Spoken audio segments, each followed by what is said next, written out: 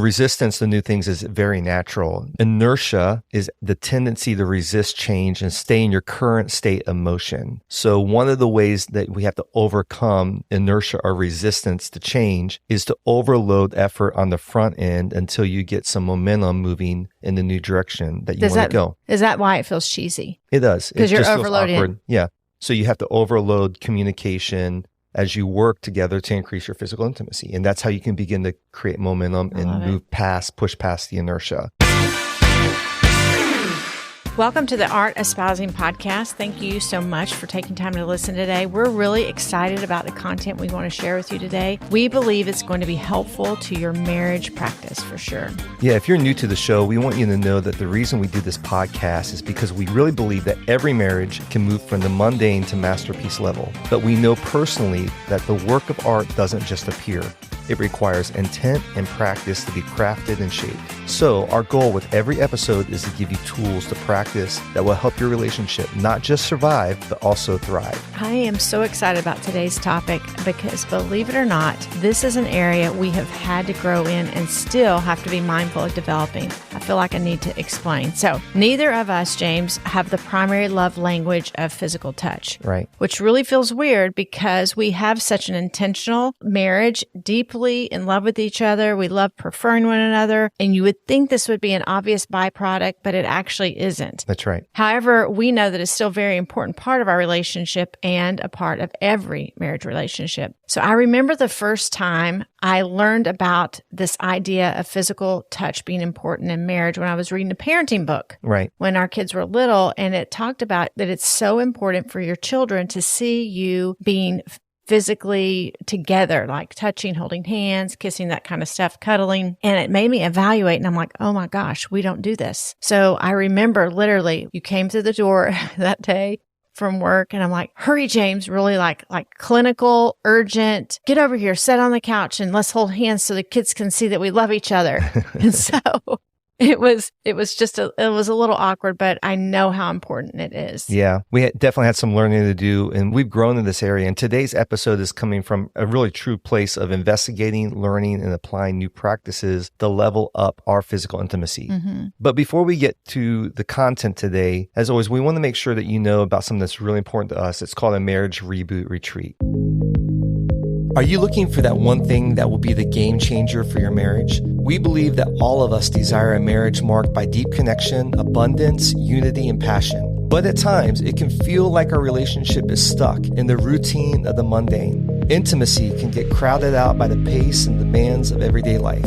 It's not uncommon to feel trapped by one's circumstances. Can you relate? If you want a greater connection with your spouse, if you are tired of feeling stuck in the same old, if you desire to feel the thrill of fun and discovery again, like you did when you first met, we can help. We support couples to reconnect, recharge, and re-engage to pursue their life purpose together. We offer the Marriage Reboot Retreat by Married for a Purpose. This is a private 2-day intensive experience for you and your spouse to work exclusively with Lisa and I for 2 consecutive full days to identify where you've been, define where you currently are, and discover where you want to go together. The Reboot Retreat is designed for a wide variety of marriages. Whether you're in crisis, a struggling marriage who needs a unified vision, or you just want to go from good to great, or maybe somewhere in between. If you would like to find out more about the Marriage Reboot Retreat, you can set up a discovery call with myself and James, and we can tell you all about it. The link is in the show notes, or you can direct message us on Instagram or Facebook at Art Espousing, and we will send you a link to schedule a discovery call.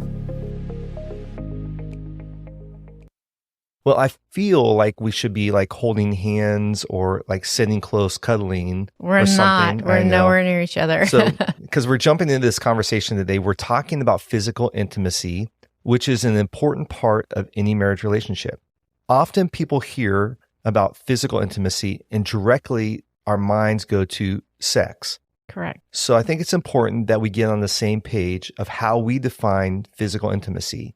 So what we would say is that physical intimacy is loving and tender, non-sexual touch. And here's an important distinction between physical and sexual intimacy. Physical intimacy can happen without sex, but sexual intimacy cannot happen without physical touch. You can often see how important physical intimacy is by watching the impact when it's not present in the marriage. Studies show that the lack of physical touch can lead to increased stress, anxiety, and depression. So without physical touch, couples can sometimes find themselves disconnected and not really understanding where the disconnection is coming from. Lack of touch is known to cause increased irritability and frustration. It's true. And let's be true. Who needs that in marriage? No. We already have enough to contend with and keep our marriage strong, right? Right. So like us, physical touch may not come naturally to you, but even if it is natural, if it's your love language, when under distress, couples often can get out of the practice of touching each other, and it can become a really bad habit. Right. So to level up the physical intimacy and touch in your marriage, we want to share 3 simple practices that you can do to help rekindle the flame and keep the fire burning. Okay, let's get started. The first practice to increase physical intimacy in your marriage is to talk about it. Yeah. It may seem awkward at first, like my clinical approach to you, James. It was awkward, but my heart was really wanting to get it right. And maybe even for the wrong reasons, but it served us well. I mean, I needed to be touching you, not to just show our kids I loved you. I needed to be touching you to show you I loved you. Communicating your feelings and needs can help you strengthen your bond and connection. Start talking about why physical intimacy is important to each of you. Try to focus on being open and honest and receiving open and honest communication and understanding. You don't have to jump right to the deep end. You can start by just discussing little things like, oh, I'd love for us to hold hands more, or gentle hugs throughout the day would be great. And just acknowledge the things that both of you enjoy and be sure to express appreciation for the effort your partner puts in. And even like whatever you do to show that, go, thank you so much for doing that. That's so good. So listen carefully to your partner's responses. So you're going to ask, what does physical touch mean to you and what kind of things do you like? Then you're going to listen carefully to your partner's responses. Actively listening for one way you can act on what you hear. James, I think it may be cool if we just modeled this conversation because, again, having these conversations can feel awkward. You're like, how do I have this conversation? So we set it up and we say, hey, I want to talk about leveling up our physical touch. Okay. So, James, I think we should ask each other and respond to what is it that physical touch means to us? Right. And what are some ways that you like to be physically touched? So I'm going to go first. Okay. Great. So, James, I like and appreciate physical touch because I feel like I'm seen by you. I appreciate the gentle touches because it says I care for you in a tender way and that I'm cherished. That's good. So some things I like are like when you open the car door for me and then maybe you just touch my lower part of my back. It just is like, and that feels intimate. It feels, but it's not sexual. I do appreciate like in the kitchen when you come and you maybe touch me, but I'm not real appreciative of groping. Okay. That feels a little, it just is uncomfortable for me. I hear you. But even in that, I know you're trying to communicate. I see you, Lisa. You're cute. So those are some things I think. Okay. So what I would hear from that, and I would want to act on that later, is just knowing that you like gentle touches that are non-sexual. And when I grope you, it feels like maybe I want something more than just to show you I love you, right? Yeah. So I want to make sure that I'm intentional of just touching your back and touching your shoulders or holding your hand. I love that. Yeah. Okay. So you go. Yeah, I think physical touch from you is really important to me because it gives me security that you love me and respect me and that I'm important to you. So simple things like sitting on the couch and you putting your leg over my leg or in the car and you hold my hand, those things mean a lot to me because it shows me that I'm important to you and that you value me. I love it. So what I take from that is that I would actually look to be, sometimes I actually do sit on the other end of the couch. So I'm probably always going to sit, or I'm going to be mindful to sit close to you on the couch and throw my leg over you. Yep. Or put my hand on your thigh. Yeah, whatever that is, I'm going to Until we get too hot, then you can go to the other side of the couch. That's right. That's right. Hopefully we modeled that well for you, that it's just that simple and it's that conversational, open to hearing. Yep. Even like when I gave that about groping, you didn't go, well, right. You know, it's a conversation that you receive the input. Great. But is there a time for groping? There could be a time for groping, just not in the kitchen. Yeah. So you say there's a chance. By talking about physical intimacy, you can actually learn about each other's preferences and boundaries, just like it was. It's also important to remember that physical intimacy does not always lead to sexual intimacy. Sometimes it does. As long as you both are comfortable experimenting with different forms of touch, we want to encourage you to do that because we know that it'll bring you closer together. Yeah. So, bonus tip for this Art Espousing podcast right now. Starting any new practice at times will feel really awkward. It's not natural to your relationship. So sharing emotions maybe isn't natural, or praying together, trading bad habits of communication for new habits that make you feel encouraged and that you're actually honoring one another can feel cheesy. Have some advice. Okay, what is it? Get over yourself and grow yourself. Get over yourself and grow yourself. Yes. I like that. Yeah. Is that why it feels cheesy? It does. Because you're overloading. Yeah. So you have to overload communication as you work together to increase your physical intimacy. And that's how you can begin to create momentum and push past the inertia. Okay. So the second practice is to make time for physical intimacy.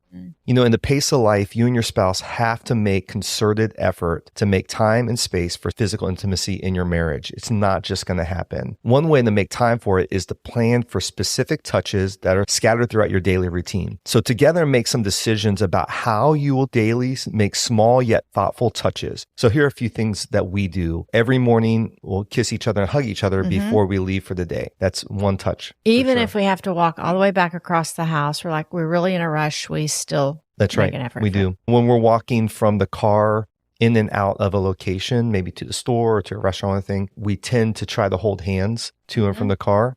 That's another intentional way of just making space in the day for it.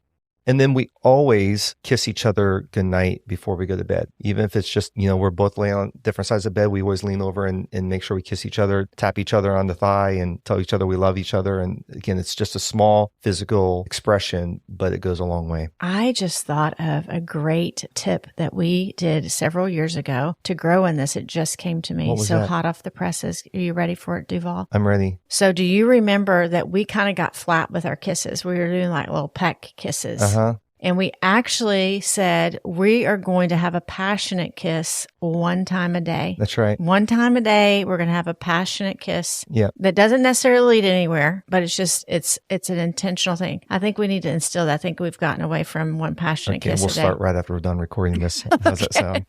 Okay. You know, the other thing I thought about too, is you're saying that one of the things that we do is when we hold hands, the first time we hold hands is we always squeeze each other's hands 3 times, which says, I love you. And that's a physical expression that's been part of our rhythm of whenever we touch each other, we're like, or tap each other 3 times on the leg or whatever, just to say, we do that. I love you. Yeah. We're so cute. Yeah. Do you have any other daily touches that are intentional? Yeah. So since we work together, I have the privilege of seeing you throughout the day. So if I do, I maybe like brush my hand across your back or I'll grab your hand just for a quick 3 squeezes to say, I love you. If we haven't seen each other for a full day, or like I'm here and you come in and it's been all day, I typically try to always, I don't know if I always do it, but get up, meet you at the door with a greeting, a hug, a kiss, just to say, I'm so glad you're home. Right. I love that. I do have annoying ways that I try to express love to others. Yes, you do. I do. And it really, I just want to say for you and anyone in my life that I do this to, it really is a form of love. Well, I don't think you do some of the things you do to me to other people. Hopefully. I don't. But one of the things I do for physical touch, which is really fun for me, is that when I get in bed first, we have a king size bed, which we thought we would never be in a king size bed because we always loved sleeping close together. Right. But we do. Anyway, if I get in the bed first, I move all the way over to your side of the bed. That's right. You give me about 6 inches to And when sleep you in. say 6 inches to sleep in, we're not actually lying. I'm Right. not giving you no space. And I'm always like, Lise, move over. That's exactly what you say. Lease. That's your term of endearment. But then to which I respond with no movement or nothing. And so you do get in bed, but we do touch. Yeah, we do. We do. We really do. It's forced physical touch for sure.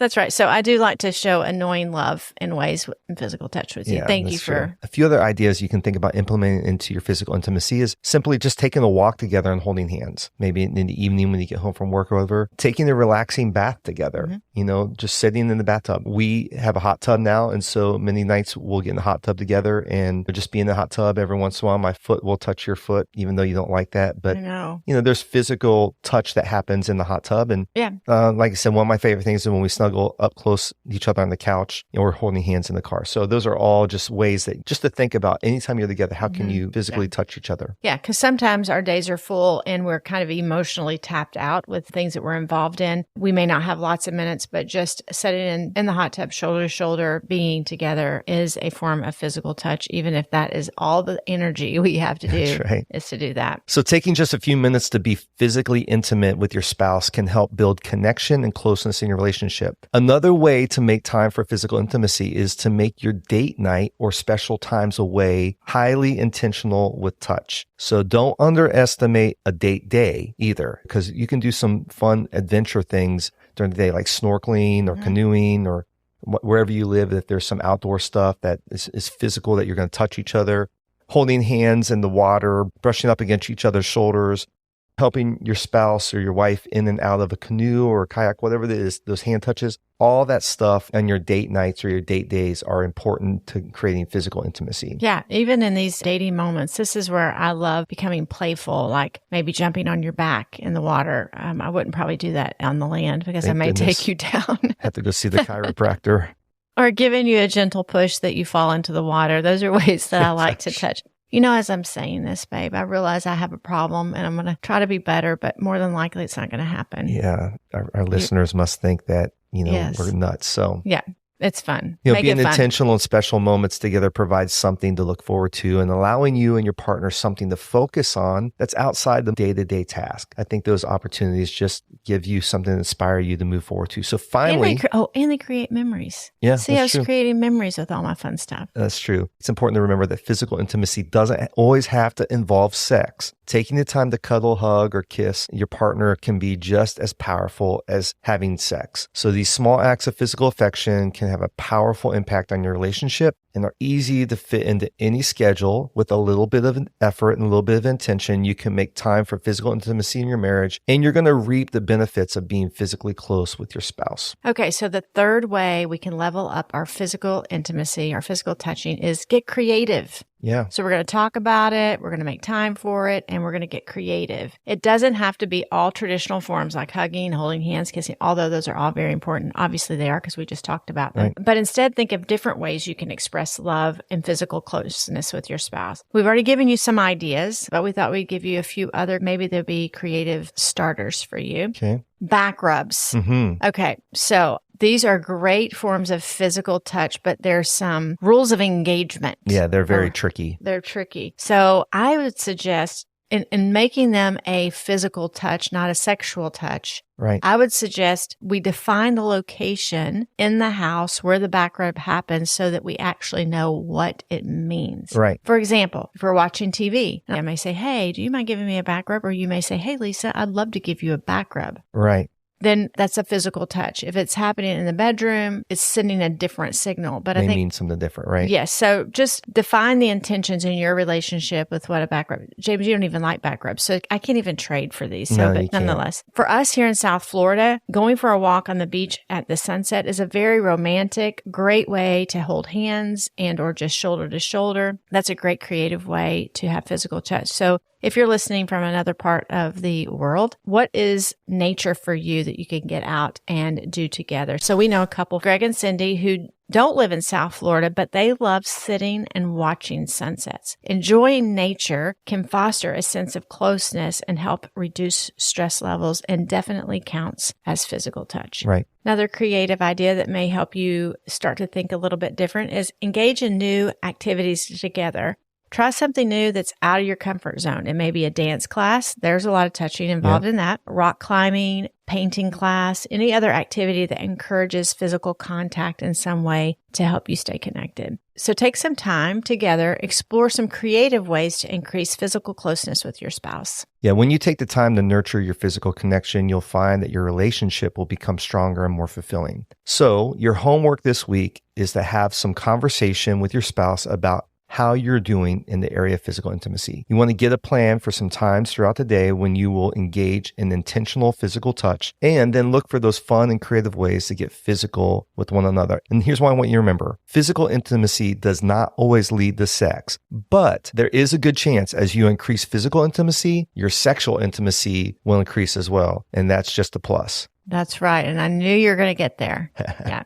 We love to hear your thoughts and answer questions you have about what we shared. You can email us at hello@artofspousing.com or direct message us on Instagram at artofspousing to continue the conversation. Hey, we're so glad, friends, that you're listening today. If you found this episode helpful, please let your friends know by sharing it with them. You can also help other people know how to find the podcast by rating the podcast and leaving us a review. Next week, we have our marriage heroes, Don and Joy Bray, on the show. So they've been married 58 years, and they're going to share 4 choices that they've made in their marriage that have created their marriage masterpiece. It's going to be awesome, and you will not want to miss it. So we hope you'll join us then. Have a great week, and we'll see you next time on the Art of Spousing podcast. Until then, bye-bye.